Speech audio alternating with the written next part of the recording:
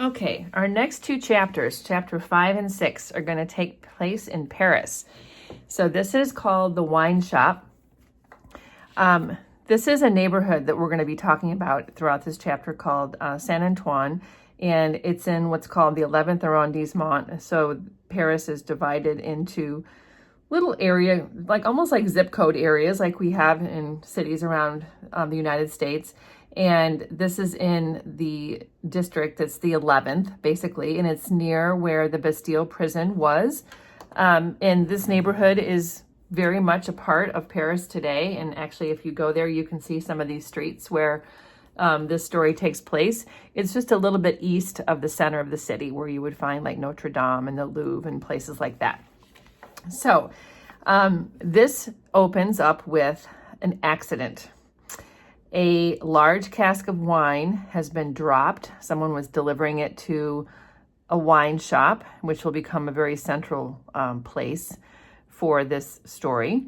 And the wine has spilled all over the street.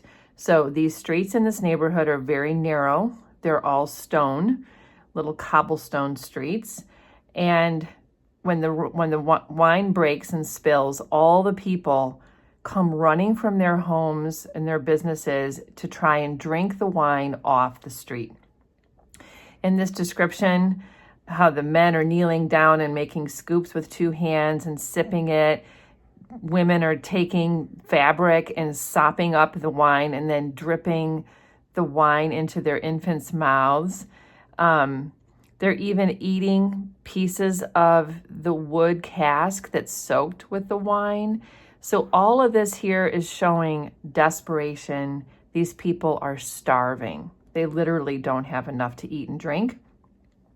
And then because it's wine, which is something they probably can never afford, it's even more exciting. They feel like it's kind of a party. We have this description of how they're laughing, people are embracing, they're drinking to each other's health, and even dancing. Finally, the wine is mostly gone. And once it's gone, everything goes back to the way it was before. People who had left their businesses, go back in. It says a man who left his saw sticking in the firewood he was cutting, set it in motion again. The woman who had left on a doorstep the little pot of hot ashes in which she had been trying to soften the pain in her own starved fingers and toes, or in those hot ashes which she had been trying to, or of her child, returned to it. Men with bare arms, matted locks, and cadaverous faces who had emerged into the winter light from cellars moved away to descend again, and a gloom gathered on the street that appeared more natural to it than the sunshine. So the people are cold, hungry, depressed, and it's just gloom everywhere. So this is talking about where I just mentioned. The wine was red and had stained the ground of the narrow street in the suburb of Saint Antoine. I really wouldn't call this a suburb anymore. I think it's really just part of the city of Paris. But it does talk about all the men who are working, the women who are nursing their babies. Everybody is stained with the red blood. With the red wine, because there's a reference to blood over here. One tall joker, so besmirched, his head more out of a long squalid bag of a nightcap than in it, scrawled upon a wall with his finger dripped in the muddy wine lees blood. Okay, so you've heard of like spilled blood. Well, this spilled wine is like spilled blood, and he even writes blood on the wall with some of the wine that's left on the street. So the time was to come when that wine too would be spilled on the street stones, and when the stain of it would be read upon many there. So this is foreshadowing the coming of the revolution. And this is sort of a symbol for that too. So a cloud has settled on Saint Antoine, and here we have a very dark description of really how desperate these people are. Dickens personifies hunger and want throughout this entire page, because this is what the people experience. Hunger, it was prevalent everywhere. Hunger was pushed out of the tall houses in the wretched clothing that hung upon poles and lines. Hunger was patched into them with straw and rag and wood and paper. Hunger was repeated in every fragment of the small modicum of firewood that the man sawed off. Hunger stared down from the smokeless chimneys and stared up from the filthy streets that had no offal among its refuse of anything to eat. Hunger was the inscription on the dead dog preparation that was offered for sale. Hunger rattled its dry bones among the roasting chestnuts. So there's just nothing. Its abiding place was in all things fitted to it, a narrow winding street full of offense and stench. So these little narrow streets really have just desperate people slinking through. Eyes of fire were not wanting among them, nor compressed lips, white with what they suppressed, nor foreheads knitted into the likeness of the gallows rope they mused about enduring or inflicting. So in these groups of people that have so much that they want and so much hunger, there are people who are scheming that there's a beast coming, like they're turning into a beast because of their desperation. And this is, of course, the anger that fuels the revolution. People are gloweringly confidential together. People are getting ready. Nothing was represented in a flourishing condition save tools and weapons, but the cutler's knives and axes were sharp and bright. The smith's hammers were heavy, and the gunmaker's stock was murderous. So people are ready to fight. This is an interesting description. The crippling stones of the pavement, with their many little reservoirs of mud and water, had no footways, but broke off abruptly at the doors. The kennels, to make amends, ran down the middle of the street when it ran at all, which was only after heavy rains, and then it ran by many eccentric fits into the houses. So what this is describing is this street is so tight that there's like literally nothing between the street and your front door. And there is no garbage system. There are no proper drains. The street sort of, has like a valley in the middle where it kind of comes to a little lower point in the center. And people just throw their garbage out there. And then when it rains, it all kind of gets washed down the hill. So this is actually what it was like during that time. So after 2 pages now of describing the blood and the wine and the desperation and the hunger and the fact that there are people starting to get angry and preparing a revolution, we get introduced to some new characters. We have the wine shop owner who was supposed to be receiving that cask of wine. The master of the wine shop stands outside and he says, "It's not my affair. The people from the market did it. Let them bring another." So it's like, it's not my problem that wine broke. I ordered it and he'll have to bring me a new one. He looks at that tall joker and he kind of berates him. He says, "Say then, my Gaspard, what do you do there?" So the joker's name is Gaspard. I think that could be a quiz question. And he challenges him. The winemaker or the wine shop owner says, "What are you? Did you come from the madhouse? Why do you write in public streets? Is there no other place you can write such words?" So he's really scolding him. And I think it does bear asking, like, why does he care? One reason might be, since we do know from that previous paragraph that there are people planning perhaps to start a revolution, that maybe it shouldn't be broadcast on the wall, because blood obviously could sort of foreshadow a revolution, as it does. Here's a description of the wine shop keeper. The wine shop keeper was a bull-necked, martial-looking man of 30, and he should have been of a hot temperament, for although it was a bitter day, he wore no coat but carried one slung over his shoulder. His shirt sleeves were rolled up too, and his brown arms were bare to the elbows. Neither did he wear anything more on his head than his own crispy, curling, short, dark hair. He was a dark man altogether, with good eyes and a good bold breath between them, good-humored looking on the whole, but implacable looking too, evidently a man of a strong resolution and a set purpose, a man not desirable to be met rushing down a narrow pass. Okay, so he's intimidating. He's only 30 years old. So it does seem like he kind of is described as somebody who I would picture as older than 30. Then here's his wife, Madame Defarge. Okay, so the wine owner is Monsieur Defarge. His wife is Madame Defarge. She also seems older than 30, the way she's described.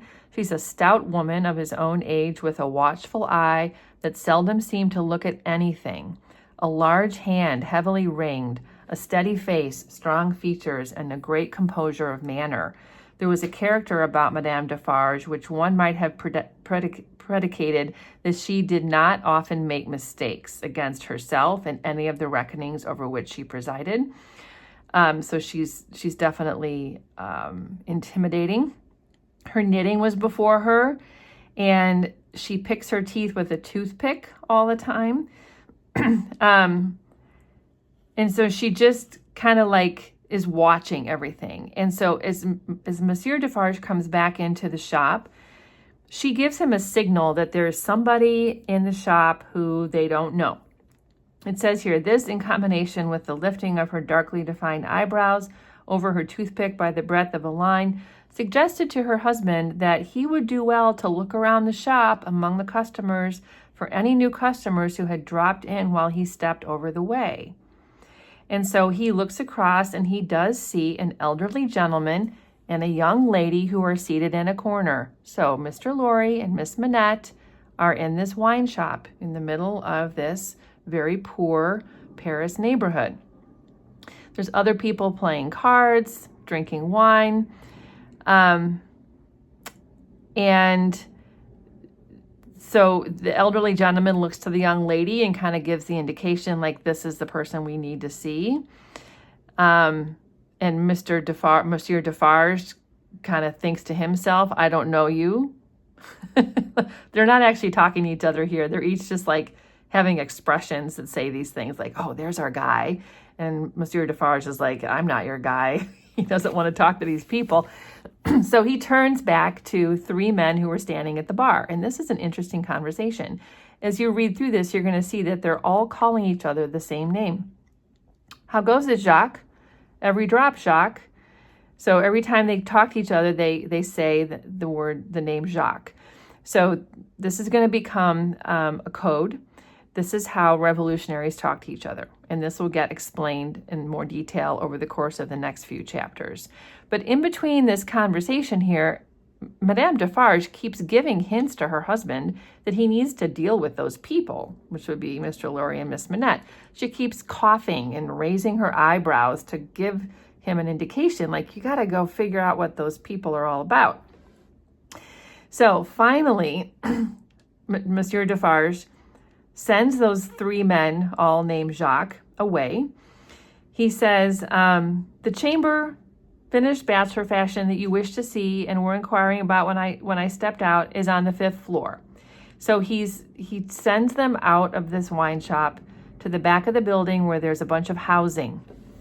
And this is an interesting description. The doorway of the staircase gives on the little courtyard close to the left here, he points out, near to the window of my establishment, but now that I remember, one of you has already been there and can show the way. So there's like housing behind his little wine shop, and that's where they go. And then once those men have left, Mr. Lorry and Miss Manette walk over and beg the favor of a word. And Monsieur Defarge says, yes, willingly. So they speak very quietly together, and at the first word, Monsieur Defarge started and became deeply attentive. It had not lasted a minute when he nodded and went out. The gentleman then beckoned to the young lady, and they too went out. So clearly, he knows who they are. And off they go, and Madame Defarge keeps knitting, which is what she does throughout this entire book. And this gets repeated a lot. She's knitting with steady eyebrows and saw nothing. I think this is very ironic. I think she sees everything, but I think she's giving the impression that she saw nothing, which makes me think too that she is a revolutionary. So they go up behind the wine shop, and it says here, it opened from a stinking little black courtyard and was the general public entrance to a great pile of houses inhabited by a great number of people. In the gloomy tile-paved entry to the gloomy tile-paved staircase, Monsieur Defarge bent down on one knee to the child of his old master and put her hand to his lips. So Monsieur Defarge used to be a servant to Dr. Manette, and he recognizes Miss Manette as the child, and so he does this kind gesture and kisses her hand. It was a gentle action, but his face transforms, and he had no good humor in his face, nor any openness of aspect left, but had become a secret, angry, dangerous man. So these are very interesting characters, Monsieur and Madame Defarge. He says where they're going to go is very high and a little difficult. So up they go, and they keep walking and walking through this tangle of little houses and like little sort of studio apartments. And Mr. Lorry asks as they're walking, is he alone? Talking about Dr. Manette, and Monsieur Defarge says, God help him, who should be with him. Is he always alone? Yes. And it's of his own necessity, as he was when I first saw him after they found me and demanded to know if I would take him. So when he got released from jail, Dr. Manette was given to his old servant, hoping that maybe Monsieur Defarge would know how best to take care of him. He's clearly greatly changed. And as they're climbing higher and higher, Mr. Lorry is getting more and more anxious and nervous about this. It does talk about, again, just how terrible these living conditions are. Every little habitation within the great foul nest of one high building, room or rooms within every door that opened on the general staircase, left its own heap of refuse on its landing, besides flinging other refuse from the open windows. So people just have garbage on the staircase. They just open their door and they throw the garbage there. And these are like outdoor staircases. And then if they don't do that, they throw their garbage out the window. It's described as an uncontrollable and hopeless mass of decomposition, so engendered would have polluted the air, even if poverty and deprivation had not loaded it with their intangible impurities. So it's like the people and the garbage are intermixed. It's just all terrible. So they finally get to the top of the stairs. And there's some discussion about why is Dr. Manette like so far away from everybody. Like he's at the very, very top of this entire, stack of housing in like this small little room. And Mr. Lorry, I'm sure he thinks it's probably inhuman to put somebody in a place like that.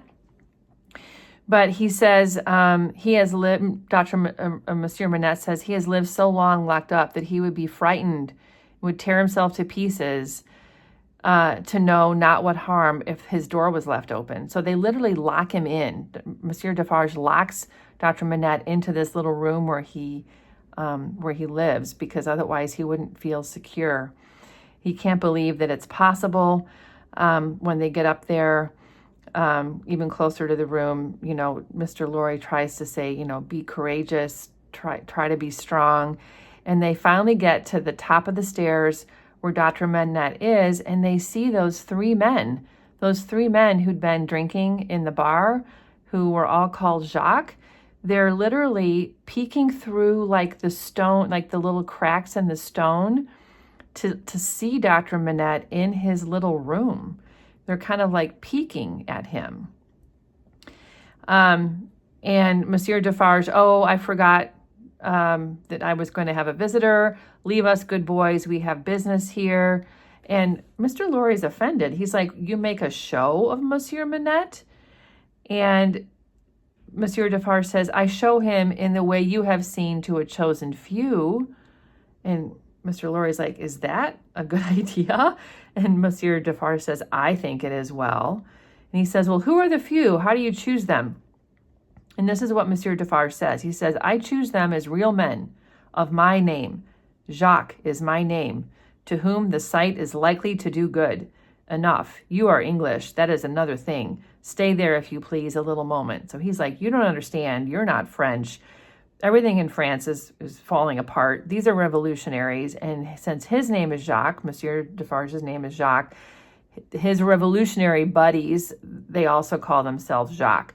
So we can imagine that this is a way to inspire anger, to make the revolution happen. Like when you can see that somebody has been so tormented because of the aristocracy and being in prison for so long, it kind of would add fuel to the fire of this revolution. I also want to point out that the name Jacques is not just like a random French name. I mean, it is a common French name, but it also reminds us of the Jacquerie. And the Jacquerie was a word that described the peasant class during this time. So it's the peasants who revolted against the aristocracy. Okay, so with a gesture to keep them back, he stooped and looked through the crevice in the wall. Soon raising his head again, he struck twice or three times on the door. So he makes a lot of noise, Monsieur Defarge does, to make it clear to Dr. Manette that someone's coming in. He draws the key back and forth across the door. He puts it in the lock in a noisy way, and he turns it heavily. So this is a way to signal, like, it's me. You don't need to worry. It's just me. He says, oh, there's business. It's Mr. Lorry's trying to remind himself again. It's just business. It's just business. Everything is fine. And so he ends up recognizing here that Lucy's very, very afraid, and that she's like, I'm afraid of my father, which is a terrible thing to say, but she is. And then they talk a little bit about just what this place is like, where Dr. Manette is staying. It was like where they used to store firewood. And finally, they walk inside and they see that he is sitting there, bent over, making a pair of shoes. So here's our new characters. We have Gaspard the Joker, we have Monsieur Defarge and the three Jacques, we have Madame Defarge, and we have Monsieur Manette. And so a good important quiz question is that he is busy making shoes.